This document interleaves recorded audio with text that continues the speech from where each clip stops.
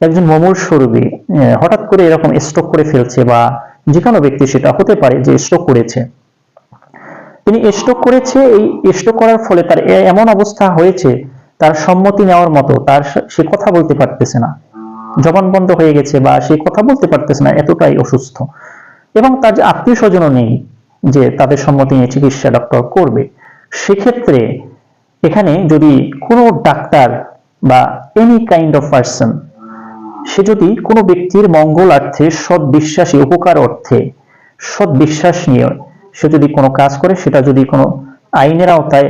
পড়েও যায়, সেটা কিন্তু অপরাধ বলে গণ্য হবে না, সে কিন্তু ছাড় পাবে ডক্টর। সেক্ষেত্রে এরকম যদি কোনো রোগীর, মুমূর্ষু রোগীর চিকিৎসা করে, তার সম্মতি নেওয়ার মতো সময় নেই, সম্মতি নিলে অনেক সময় লেগে যাবে, বা সে কথা বলতে পারতেছে না, এই জন্য সে তার সম্মতি